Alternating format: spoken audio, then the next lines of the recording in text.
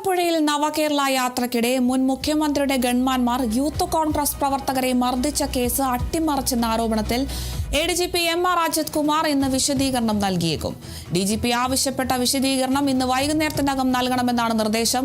അതേസമയം അജിത് കുമാറിന്റെ സ്ഥാനക്കയറ്റവുമായി ബന്ധപ്പെട്ട സ്ക്രീനിംഗ് കമ്മിറ്റിക്ക് മുൻപ് ഡിജിപി സർക്കാരിന് റിപ്പോർട്ട് സമർപ്പിക്കുമോ എന്ന കാര്യത്തിൽ ആകാംക്ഷ തുടരുകയാണ്.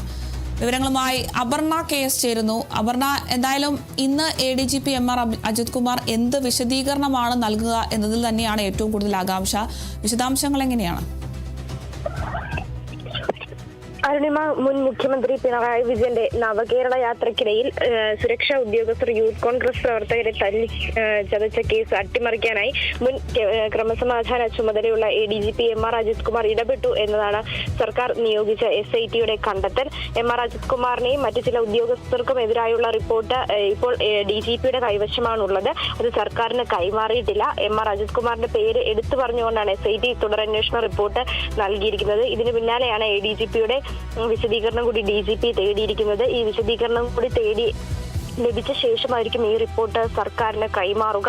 ഈ മാസം 17-നാണ് ഇത്തരത്തിൽ വിശദീകരണം തേടി DGP കത്ത് നൽകിയത്.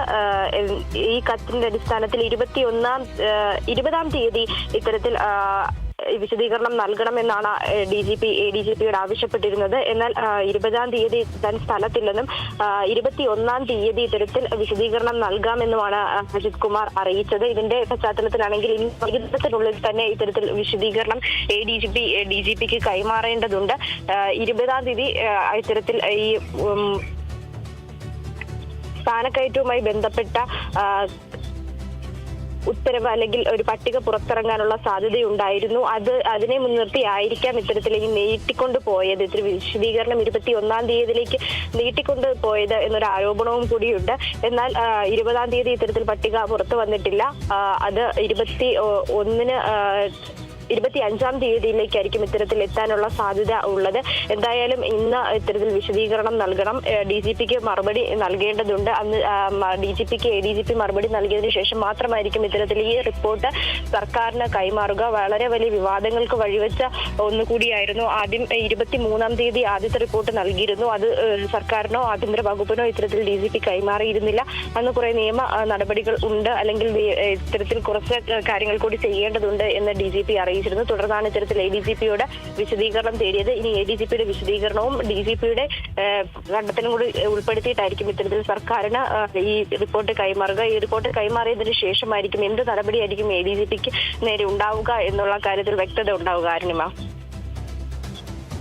ശരി, വ്യക്തമാണ്. എന്തായാലും കേസ് അട്ടിമറിച്ചെന്ന ആരോപണത്തിലാണ് ADGP എം.ആർ. അജിത് കുമാർ ഇന്ന് വിശദീകരണം നൽകുക. DGP ഇന്ന് വൈകുന്നേരത്തിനകം നിർദ്ദേശം നൽകണമെന്നാണ് ആവശ്യപ്പെട്ടിട്ടുള്ളത്. എന്തായാലും എന്ത് വിശദീകരണമാണ് എം.ആർ. അജിത് കുമാർ നൽകുക എന്നത് തന്നെയാണ് ആകാംക്ഷ. അതിനുശേഷം എന്ത് നടപടിയായിരിക്കും എടുക്കുക എന്നതും കാത്തിരുന്ന് കാണേണ്ടത് തന്നെയാണ്. വിശദാംശങ്ങൾ നൽകിയത് അപർണ KS.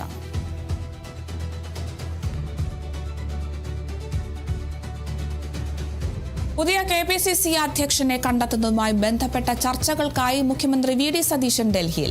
ഹൈക്കമാൻഡുമായി മുഖ്യമന്ത്രി കൂടിക്കാഴ്ച നടത്തും. പുതിയ KPCC അധ്യക്ഷനുമായി ബന്ധപ്പെട്ട നിലപാട് VD സതീശൻ ഹൈക്കമാൻഡിനെ അറിയിക്കും. സർക്കാരുമായി സഹകരിച്ചു പോകുന്ന ഒരാൾ അധ്യക്ഷ സ്ഥാനത്തേക്ക് വരണമെന്നാണ് സതീശന്റെ നിലപാട്.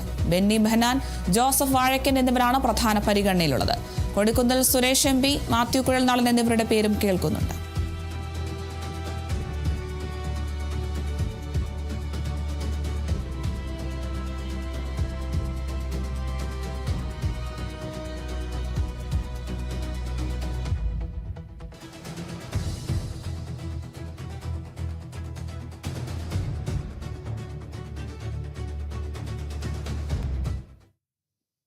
KPCC അധ്യക്ഷനെ കണ്ടെത്താൻ AICC തിരക്കിട്ട ചർച്ചയിലാണ്.